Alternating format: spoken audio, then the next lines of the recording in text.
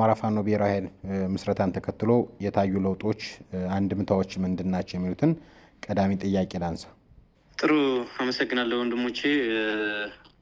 እንግዲህ የአማራ ፋኖ ብሔራዊ ኃይል ከተመሰረተበት ጊዜ ጀምሮ ያሉትን ለውጦች ስናይ ብዙ ለውጦች አሉ።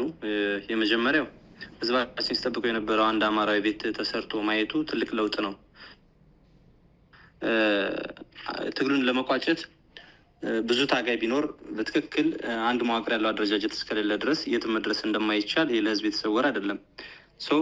ይሄም ሆኑ አንደኛ የመጀመሪያ ትልቅ ለውጥ ነው። በህዝባችን በታጋዩ ያለው ተነሳሽነት እና ትግሉን የመቋጨት ተስፋ ከፍ ያለና በቀረበላቸው ጥሪ አማካኝነት እንዲሁ የአማራ ድርጅት በሚሰጠው ተቋማዊ አቅጣጫ መሰረት ትግሉን የሚጠቅም ድርጅቱን የሚጠቅም የተናበበ ሀሳቦችን በመስራት ደረጃ ቃል የገቡበትና ይሁንታ የሰጡበት ሁኔታ አለ።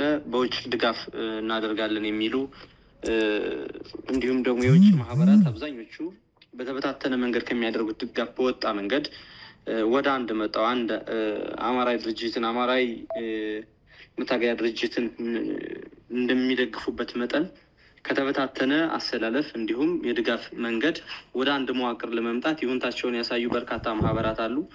ከሁሉም በላይ መሬት ላይ ያለው ታጋይ ከትግሉ ደጋፊዎች ባለፈ መሬት ላይ ያለው ታጋይ የትግል የማሸነፍ መንፈሱ እጅግ ከፍ ያለ እየሆነ የመጣበት ሁኔታ ነው እና ያለው ምናልባት በዚህ በእነኛ አጭር እና ትንሽ ነገሮች የሚገለጽ ነው ብዬ አላምንም። ያለውን ፋይዳ የነበረውን ተጠባቂነት በጣም ከፍ ያለ ነው። ከዚህ ባለፈ ከተለያዩ ትግሉን እንዲሁም የተለያዩ አጎራባች ሀገራትም ሌሎችም ጋር እንደ ድርጅት አንድ ሀገር ሊረከብ እንደሚችል የትግል ድርጅት ዲፕሎማሲዎችን የመስራት ብዙ ተስፋዎች እየታዩ ያለበት ሁኔታ ነው እና ያለው እጅግ ብዙ ለውጦች አሉ ወንድሞች። ይበዲ እንዳለ እንግዲህ በተለያዩ ቀጠናዎች የፋኖ ኃይሎች እጅ እየሰጡ ነው የሚል ከፍተኛ ፕሮፓጋንዳ አገዛዙም እየነዛ ይገኛል። እጅ የሰጡም የፋኖ ኃይሎች እያየን እንገኛለን። በተለይ በእናንተ ቀጠና በጎንደር ቀጠና ያለው ከዚህ በፊት በፋኖ መዋቅር ውስጥ ገብቶ ሲሰራና ሲያታግል የነበረ ጸዳሉ ደሴን ጨምሮ የፋኖ ኃይሎች እጅ እየሰጡ ነውና ይሄን በተመለከተ እንዴት እያያችሁት ነው? እንዴት እየተከታተላችሁት ነው? እንግዲህ በወቅቱ የተወሰኑ ታጋይነት ሲሉ የነበሩ ባንዶች እጅ የሰጡበት ሁኔታ አለ የሚባል በሶሻል ሚዲያ ነው የሚሰማውት አለ። ያው የመረጃ ምንጮቻችንም ያንን ያረጋግጣሉ። በዋነኝነት አሁን እጅ ስለሰጡ ሰዎች ሳይሆን መጀመሪያ ወደ ትግሉ ምን አይነት ሰዎች ተቀላቀሉ የሚለው ላይ ማተኮር የተሻለ ነው ብዬ አስባለሁ። ምክንያቱም ሁሉን ነገር ሊያብራራው ስለሚችል ይሄ ትግል ሲጀመር ወደ ትግሉ የተቀላቀሉ ብዙ አይነት ታጋይ ነበሩ። ይሄን ብዙ ጊዜ እናነሳዋለን። እሱ ምንድነው? የመጀመሪያው በትክክል የህዝቡ ስብራት፣ ጉዳት፣ መፈናቀል፣ መገደል እንደ የታሪክ መዛባት በመጥፎ ትርክት እንዳይኖር የህሉና ብሎ አስቦ በቁጭትና በስሜት የወጣ ታጋይ አለ። እሱ አንዱ ነው። በቀጣይ የነበረውን ወቅታዊ ሁኔታና ሞቅታዊ ሁኔታ አይቶ ወይም ሙዚቃ ሰምቶ በስሜት የገባ ኃይል አለ። ሁለተኛው ነው። በሶስተኛ ደረጃ ፋኖነትን እንደ ገንዘብ ማሰባሰቢያና ማካበቻ አይቶ ለዝርፊያ ለወንብድና ራስን ለማበልጸግ የወጣ አለ። በኬላ ግብር በገታ ባፈና ክፍል እንደነበረው ለዚህ ዓላማ የወጡ አሉ። እናም የመጨረሻና እንደው በእኔ ግምገማ አራተኛ ብዬ የሚይዘው በትክክል ስርዓቱን ወክለው ቶችም እንደሚነሳው ብዙ አርበኞችም እንደሚያነሱት የመንግስት ፋኖች አሉ፣ የብልጽግና ፋኖች አሉ፣ የሚዘርፉ የሚያግቱ፣ ሴት የሚደፍሩ፣ ሌላም ነገር የሚያደርጉ እየተባለ በሚዲያ ሲገለጽ እንደነበረው በትክክል የብልጽግናና ያገዛዙን ተልእኮ ይዘው ወደ ትግል የገቡም ደግሞ ኃይሎች አሉ። ወደዚህ ትግል ይሄ ትግል በጣም ፈታኝ ትግል ነው። በትክክል ፈታኝ ትግል የሆነው ደግሞ የሶሻል ሚዲያ ዘመን መሆኑ ነው። የሶሻል ሚዲያ ዘመን መሆኑ ብዙ ጥቅም እንዳለው ሁሉ ብዙ ጉዳት አለው። ጉዳቱ ምንድነው? ይሄንን የመንግስት ተልእኮ ይዞ የገቡ ሰዎችን በህዝብ አእምሮ እንዲሁም በታጋዩ አእምሮ በትክክል ትክክለኛና ጤናኛ ታጋይ ናቸው ተብሎ እንዲታሰብ በርካታ ስራዎች እንዲሰሩ ያደርጋልና ሌባን፣ ዘራፊን፣ ጸረ ህዝብን ሲያጀግን የነበረበት ሁኔታ ነበርና በትክክል ፈታኝ ነው የነበረው። ጊዜ የማያጠራው የለምና አሁን እነማን ምን እንደነበሩ እየተገለጠ የመጣበት ሁኔታ አለ። በአጠቃላይ በእነዚህ መንገዶች ወደዚህ ትግል የገባው ኃይል የሚሄድበት ጊዜ እስከመቼ ነው የሚለው የታወቀ ነው። ዘፈን ሰምቶ የገባው ምናልባትም የእስክስታ ጊዜው ሲያልቅ ተመልሶ ይገባል። ለመዝረፍ፣ ለማገት፣ ሀብት ለማካበት የገባው ኃይል ደግሞ በትክክል የሚዘርፍበት ድርጅቶች እየተፈጠሩ አደረጃጀቱ እየጠነከረ መዋቅሩ በትክክል ማያስበላ ማያሰርቅ ማያዘርፍ እየሆነ ሲመጣ የገባበት ዓላማ ገንዘብ፣ ስርቆትና እገታ፣ ራስን ማካበት ነውና እነኛን ነገሮችና እነኛን ፍላጎቶች ሲያጣ ተመልሶ ከትግል ይሸሻል። ሌላው በትክክል የመንግስትን ተልዕኮ ይዞ የገባው ደግሞ ነጥብ አገኝበታለሁ፣ ተስፋ አስቆርጥበታለሁ፣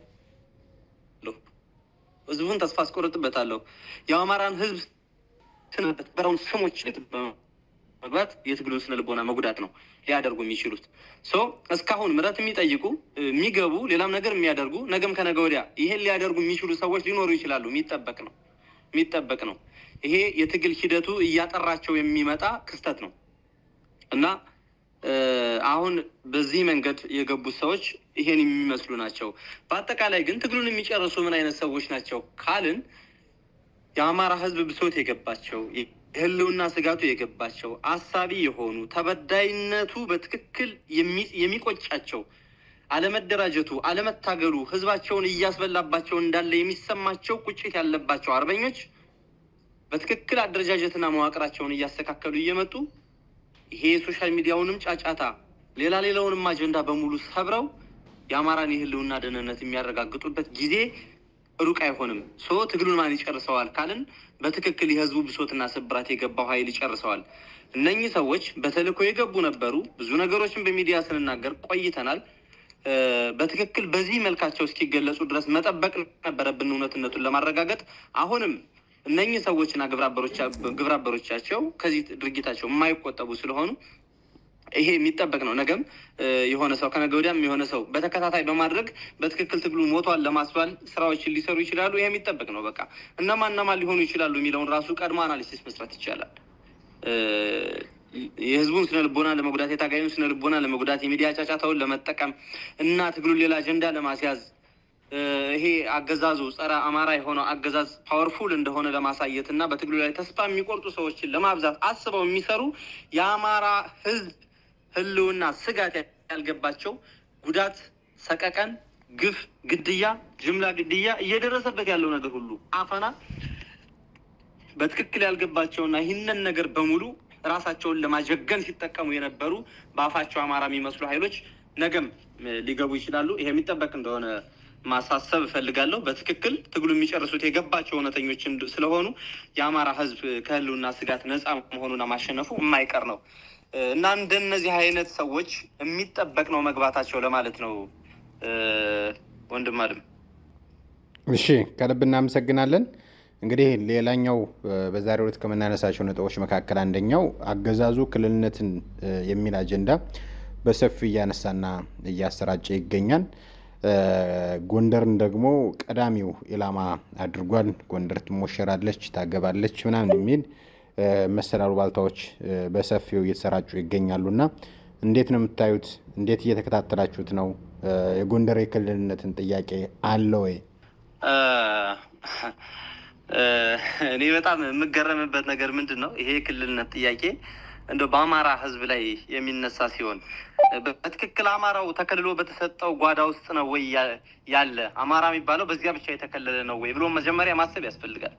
ከመጀመሪያ ክልል ነው ተብሎ የተሰጠ ነገር በትክክል የአማራው እርስቱ ያነ ነው ወይ ወይስ የሚኖረው እዛ ላይ ብቻ ነው ወይ ካልን ምናልባት እይታችን ሰፋ ባደረግነው ቁጥር በመላው የኢትዮጵያ ክፍል ይኖራል። አዲስ አበባ ይኖራል፣ አርሲ ይኖራል፣ ሸዋ ይኖራል፣ ሰላሌ ይኖራል፣ ሻሸመኔ ይኖራል፣ ደቡብ ይኖራል፣ ወለጋ በብዛት ይኖራል፣ ሌሎች አካባቢዎች በሙሉ ይኖራል እና ይሄን ያክል የተከበረ ህዝብና የኢትዮጵያ ዋልታ ሆኖ ያኖረን ህዝብ ወያኔ በሰራችው ተንኮል ምክንያት ተከልሎ የተሰጠው ባድማ ብቻ በቂ ነው ወይ ካልን መጀመሪያ ጥያቄው እዛ ላይ ይመለሳል። እኛም የአማራውም ስነ ልቦና እዚህ ማይረባ ዙሪት ውስጥ መግባት ፍላጎት ያለው ነው ብዬ አላምንም። በትክክል ይሄም አይደለም። አገዛዙ ግን ምን ይፈልጋል ካልን እንደምታዩት እንግዲህ አደረጃጀቱ እየጠነከረ አንድ አማራዊ ድርጅት እየተሰራ ያሉ የአሰራር ክፍተቶች የነበሩ በትግል ላይ የሚገጥሙ ችግሮች በሙሉ እየተቀረፉ ሲመጡ የግድ መመዘዝ ያለበት ካርድ ነበረ። ምንድነው ጥያቄዎቹ ወይም ደግሞ የትግሉ ፍላጎት 4 ኪሎ እንዳይሆን የማድረግ ፍላጎቶች ናቸው። ይሄንን ስበው ያመጡት በእነማን ይነሳል ካልን አሁን ምረት እየጠየቁ ያሉ ሰዎችና ግብረ አበሮቻቸው እና ከአገዛዙ ጋር በመተሳሰር በተናበበ የሚዲያ ዘመቻ በህዝቡ ስነ ልቦና ለመስራት የሚፈልጉት የመከፋፈል ጥያቄ አለ። አማራ ነው ስል የጎንደር አማራ ይኖራል፣ የጎጃም አማራ ይኖራል፣ የሸዋ አማራ ይኖራል፣ የወሎ አማራ ይኖራል። በትክክል አማራነት ግን ሊያጠፋ የሚችል ጎንደሬነት ካለ ያስፈልጋል አይደለም። አማራነት ግን ከፍሎ የሆነ ምድብ ላይ ጎጥ ላይ ሊያስቀምጥህ የሚችል ጎጃሚነት ካለ ይሄ በትክክል አማራነት አይደለም። እነዚህ ሰዎች ምን ሰዎች ናቸው ካልን አገኘሁ ተሻገር ምንድነው አብይ የሚሰጠውን አጀንዳ የሚቀበል ነው። ብዙ ሰዎች አሉ እዚህ ሚዲያው ላይ እንደው አንዳንድ ሰዎች ስክሪንሻት እያደረጉ የሚልኩልኝ ነገሮች በጣም ያስገርመኛል። በጎጃም በኩል የተሰለፉ፣ በጎንደር በኩል የተሰለፉ፣ በወሎ በኩል የተሰለፉ የመንግስት ቅጥረኞች አሉ የሚያጫጩሁ ጎንደሬ ነኝ እያሉ የሚጮሁ። በትክክል እነዚህ ጎንደሬ ናቸው አይደሉም። ጎጃሜ ነኝ እያሉ የሚጮሁ ሰዎች አሉ። በትክክል እነዚህ ጎጃሜዎች ናቸው አይደሉም። ብዙ ሚዲያዎች ላይ እንደምታዩት እነዚህ ምንድናቸው ካልን የመንግስት ቅልብ ቅጥረኞች ናቸው ይህን አጀንዳ የሚያራግቡት። ከመቼ ወዲህ ነው አማራ ከአማራነቱ ተከፍሎ ከሌ ክልል እያለ ነገስ በመንደር ሊደራጅ ነው? ይህ በትክክል የአማራ ስነ ልቦና ነው? የታጋዮች ፍላጎት ነው? እኛ ጎንደሮች እንዲህ ስላለን ክልል መሆን እንፈልጋለን፣ እኛ ጎጃሞች እንዲህ ስላለን ክልል መሆን እንፈልጋለን የሚል አጀንዳ የሚዘረጋ ሁሉ የስርዓቱ 4 ኪሎ ሲያሰጋው ድርጅታዊ መዋቅራችን እየጠነከረ ሲመጣ አንድ አማራዊ መታገያ ድርጅት ይዘን ስንመጣ ያለበት ድንጋጤ የፈጠረው ጭንቀት የሚያስጨዋቸው የመንግስት ተከፋዮች ድምጽ ነው። ይሄ በትክክል ሌላ አማራ ክልል የሚባለው በትክክል ለአማራን የሚወክል ነው ወይ ካል አይደለም። አማራ የሚኖርበትን ሁሉ ህልውና ማስጠበቅ ያልተቻለ ክለላ ምንድን ነው? ከዚያስ አማራ የሚባል ሀገር ብቻውን ሊከልሉ ነው? ይሄ ፍጹም ግራ የተጋባው የመንግስት አጀንዳ። ማንም ይሁን አማራ እያለ ይጩህ፣ ጎንደር እያለ ይጩህ፣ ጎጃም እያለ ይጩህ፣ ወሎ ሸዋ እያለ ይጩህ፣ በተከፈለው ልክ የሚጮህ እንጂ የአማራ ህዝብም የመከፈልም የመከለልም ፍላጎት የለውም። በራሱ ሀገር የአባቶቹ አጽም በተከሰከሰባት ደሙ በፈሰሰባት ሀገር ተንቀሳቅሶ የሚኖርበት ነፃነት እንደሚፈልገው ያልናሳካለት ነው የምንታገለው። ስለዚህ ይሄ አጀንዳ ጠቦ የማጥበብ ነው ፍላጎቱ። ይሄ የሆነ ጡዘቶችን መፍጠር ነው፣ ግለቶችን መፍጠር ነው፣ እዚያና እዚህ ተቧድ ነው ማቧደን ነው። እነሱ በጋራ ነው የሚበሉ፣ ማንም ሊረዳቸው አይችልም። ይሄ በጋራ እየተከፈላቸው በተሰጣቸው አጀንዳ መሰረት የሚጮሁ በቀቀኖችን ሰምቶ የሚታለልና ከነሱ ጋር የሚጓዝ ሰው የለም። በትክክል የሚከፈለው በአጀንዳ የገባ ሰው ካልሆነ በተቀረ በፋኖ ትግል ላይ ይህ ሀሳብ የለም። ከልብ እናመሰግናለን። የአማራ ፋኖ ብሔራዊ ኃይል የማዕከላዊ ኮማንድ አባል አርበኛ ሳሙኤል ባለድል እንግዲህ እንዳጠቃላይ አሁን እንግዲህ የአማራ ፋኖ ብሔራዊ ኃይል የሚባል መስርታችሁ ጠንካራ ተቋም የማድረግ ወደ መሬት የማውረድ ቀደም በመጀመሪያው ጥያቄ ላይ በተለይ አብዛኛው ሀገር ቤት ያለው ሰራዊትም ህዝቡም የሚዲያው ኃይልም እንዲሁም ደግሞ ዲያስፖራውን ጨምሮ በተመሰረተው ድርጅት ደስተኛ መሆኑን ገልጸልናልና የቀጣይ የቤት ስራችሁ ምንድን ነው? ከዚህ አንፃር የቀጣይ የቤት ስራችን እንግዲህ ውድ ድርጅት እንደ መስራታችን መጠን ብዙ ተቋማዊ የሚሰሩ የመዋቅር ማስተካከል፣ ያስተላለፍ ማስተካከል ስራዎች ይኖሩብናል። ከዚያም ባለፈ በተለያየ አስተላለፍ የነበረውን አሁንም ደግሞ ተታለው በሌላ መንገድ ዋጋ እየከፈሉ ወንድሞቻቸው ላይ እንዲተኩሱ እየተደረጉ ያሉ፣ ምረት እንዲገቡ እየተደረጉ ያሉ ወንድሞችም ጭምራሉ። እነሱን ወደ ትግላችን ማስገባት ይጠበቅብናል።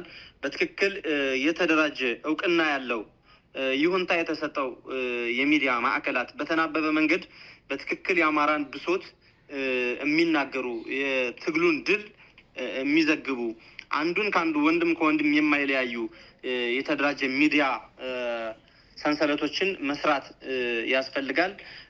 የሚቀርቡ ተቋማዊ የሚዲያ ብሪፊንጎችም ሊሆኑ ይችላሉ መግለጫዎችም ሊሆኑ ይችላሉ በተናበበ መንገድ በትክክል ለህዝብ ጆሮ ሊያደርስ የሚችል የሚዲያ መዋቅር ማስተካከል ይጠበቅብናል በቀድምም እንዳልኩት እንግዲህ አሁን ደስተኞች ነን በአንድነታችሁ አንድ ቤት በመስራታችሁ አንድ አማራ ያታጋይ ድርጅት በመመስረታችሁ የሚሉ በውጭ በኩል ድጋፍ ያደረጉ ያሉ ሊያደርጉም የሚፈልጉ ማህበራትን ወደ አንድ መዋቅር ማምጣትና አንድ ሰንሰለት ዘርግቶ በትክክል መሬት ላይ ዋጋ እየከፈለ ያለ ሰራዊት እና ለትግሉ የሚውሉ ድጋፎችን ማድረግ የሚጠበቅብን ይሆናል ከዚሁም ባለፈ ተጽዕኖ የሚፈጥሩ የተለያየ ዕውቅናም ያላቸው ይሄ ትግል ያገባኛል የሚሉ ዲፕሎማቶችንም ጭምር በዚህ ትግል ውስጥ ማካተትና ለዓለም አቀፉ ማህበረሰብ ይሄንን ትግል እንዲረዳና ያለበትን ደረጃ እንዲያሳውቅ እና የዲፕሎማሲ ጫናዎችን ማሳደር የሚችሉ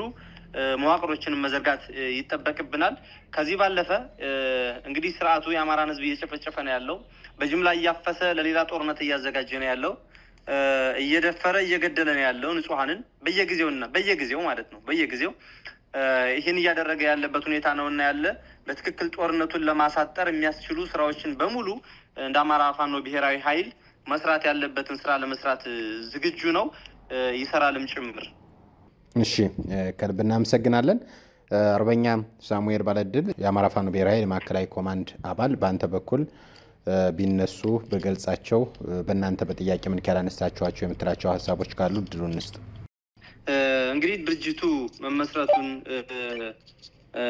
አስመልክቶ የተበታተና አሰላለፍ የነበሩ ወይም ደግሞ ከአማራ ፋኖ ብሔራዊ ኃይል አሰላለፍ ውጭ ሆኖ ያሉ ወንድሞቻችን በዚህ ከዚያ ውጭ ባለው አሰላለፍ የስራ ግድፈት ሊገጥማቸው ይችላል የትግል ሐሳብ ችግር ሊገጥማቸው ይችላል ያታጋይነት የድርጅቱን ያታጋይነት ተስፋ ሊያጡ ይችላሉ እነኚህን የመሰሉ ሰዎች ወይም ደግሞ እዚያው ሌሎች አሰላለፎች ላይ ተሰግዝገው የነበሩ ኃይሎች ተልኳችን ጨርሰናል ትግሉን ማድከማችን ጨርሰናል ማደናቀፉን ጨርሰናል ከዚህ በኋላ ይነቃብናል እያሉ ምረት በሚገቡበት ጊዜ እና ከዚህ በኋላ ደግሞ ምን ዘርፍበት እድልና አማራጭ የለንም ብለው ባሰቡበት ጊዜ ዛሬም ነገም ምረት ሊገቡ የሚችሉ ወደ ብልጽግና ወደ ነበረ ተቋማቸው ወይም ወደ አጋር ተቋማቸው ሊገቡ የሚችሉ ኃይሎች ይኖራሉና አማራ ፋኖ ብሔራዊ ኃይል ውጭ ያሉ አስተላለፎች ወደ አማራ ፋኖ ብሔራዊ ኃይል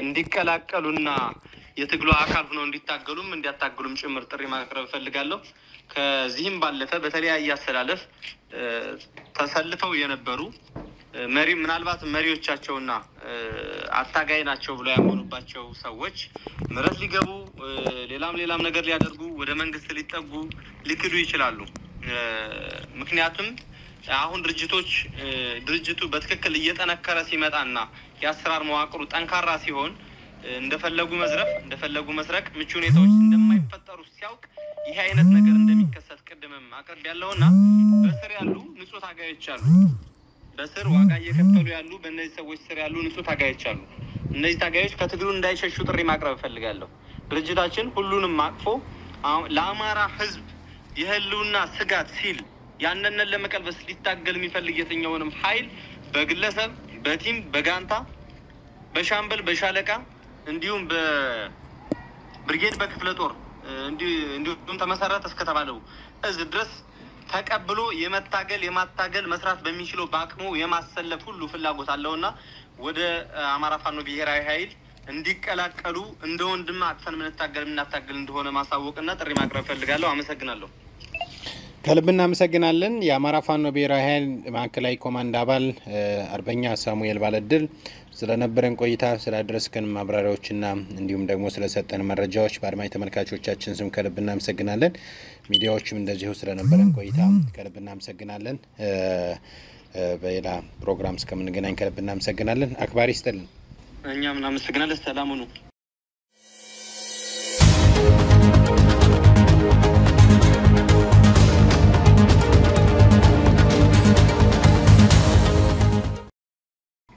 ይበልጣን ቀጥል ኢንጂነር ስማኛው ተወርዋሪ ጦር ምክትል አዛዥ ይበልጣን ታፈተ ይባላል በመጀመሪያ እዚህ ጋር እንደዚህ አይነት ሚዲያዎች ላይ የመውጣቱ እንትን ጊዜ የለንም እኛ ያው ብዙ ጊዜ ስራ መስራት ነው እንጂ ሚዲያ ላይ እያወጣን መናገር እኛ ጋር አልተለመደም። ከዚህ በመቀጠል ግን አሁን ላይ የተፈጠረው በአማራ ህዝብ ላይ የአማራን ህዝብ የበላና ትግሉንም በመሸጥ ላይ ባሉት የብልጽግና እጅ ያለባቸው ተቋማቶች አሁን የለየላቸው ወደ ሙሉ ብልጽግናቸው የተቀላቀሉት የእኛ ስም ማጥፋት ዘመቻ ላይ ስለወጡ የተከበረው የአማራ ህዝብ በዚህ መሀል ላይ ውዝግብ እንዳይፈጠርበት ይህንን የስም ማጥፋት ዘመቻ የተካሄደብንን ትክክለኛውን የእኛን አቋማችን ያው ማሳወቅ ስላለብን ነው አሁን የምናገረው። ከዚህ በመቀጠል በመጀመሪያ ደረጃ እኛ እንደ ፎገራ ፋኖን መስርተን ከህወሓት ጀምሮ ፋኖን መስርተን ስንታገል የቆየ መሆናችን መታወቅ አለበት። ከዛ በመቀጠል ፋኖን ከመሰረትን በኋላ በአሁኑ በሁሉና ዘመቻ ጀምሮ የማደጋ ክፍለ ጦር ተዳጥ የመረድ ያለ ፎገራን ደራን እያለ በጋራ እንሰራ ነበረ። ግን ያ በጋራ ስንሰራበት የነበረው አካሄድ ከብልጽግና ጋር ንክኪ ያለው በመሆኑና አካሄዱ ስላልተመቸን የአማራን ህዝብ የወከለ ትግል ስላልነበረ ከየማደጋ ክፍለ ጦር ራሳችን በማግለል በዛን ሰዓት ያሰማው ብርጌድ አንድ የጀነራል ነጋሽ ክፍለ ጦር አካል ነበረች።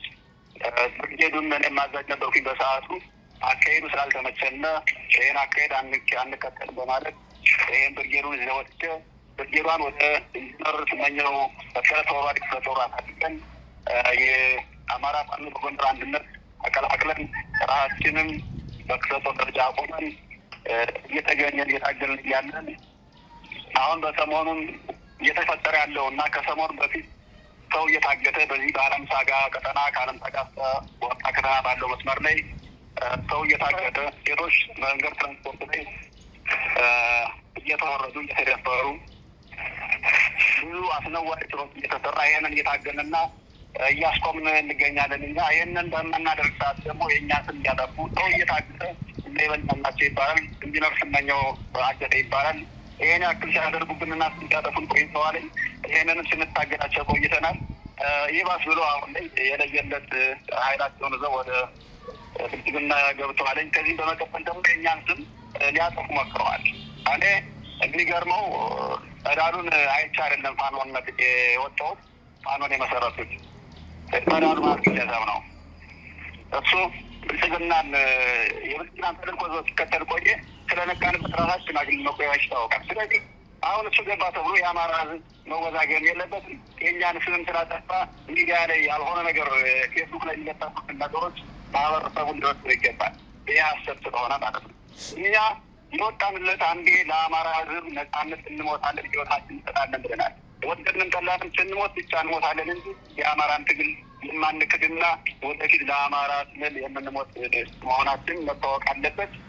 ከዚህ በመቀጠል እኔ የፈለገ ነገር ቢሆን ሚዲያ ላይ ፌስቡክ ላይ እና ቲክቶክ ላይ የሚያወሩ የትኛውን ማህበረሰብ ከዚህ ከእንቅስቃሴያቸው ትክክለኛውን አቋም ያለውና ትክክለኛውን ነገር መናገር ይችላሉ እንጂ ከዛ ውጭ ያልሆነ አሉባልታ እየተወራ ያልሆነ ውዝግብ ውስጥ ባታስገቡን። እኛ እንታገልበት፣ ህይወታችን ልስጥበት። ብዙ ጀግኖችን ገብረናል። ብዙ ማጣት ማንፈልጋቸውን ስንት ጀግኖችን የአማራ እንቁ ህይወታቸውን ሰውተውበታል ይህን ትግል። ስለዚህ ወደንም ጠላንም ትግሉ ያሸንፋል። ፋኖ ያሸንፋል። እናሸንፋለን። እስከምንሞት ድረስ ህይወታችን ለአማራ ህዝብ ነጻነት ብለን ስለወጣነ ስንሞት እንሞታለን እንጂ ወደኋላ የማንል መሆኑንና ይህ የተነዛ ያለው ይህ አሉባልታ ወሬ ነው።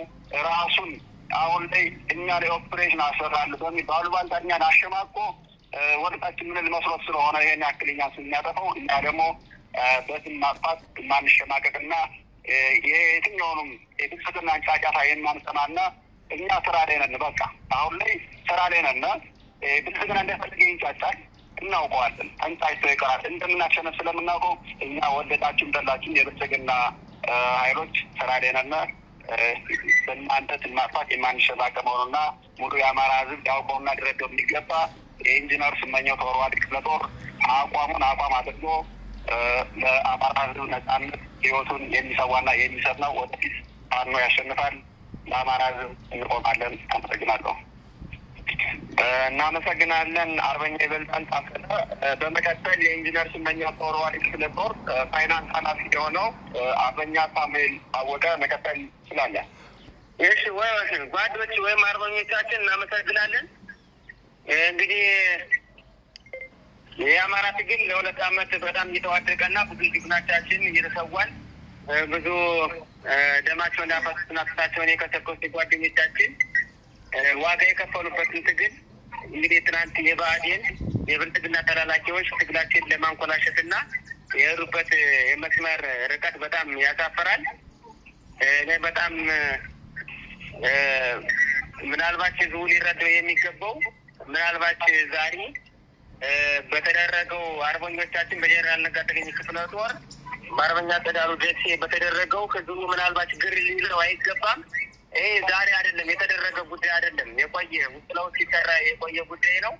ትናንት በዚያ መስመር በሱ አስተላለፍ ጉዳይም የነበርነን አርበኛ ይበልጣል እንደተናገረው ምናልባት ትናንት በሱ በተሳሳተ መስመር ውስጥ ገብተን የአማራ ትግል ይቀጥላል፣ የአማራ ምናልባት የአማራን ትግል ለማታጀት የማስመሰል ስራዎችን እየሰሩ ቆይተዋል።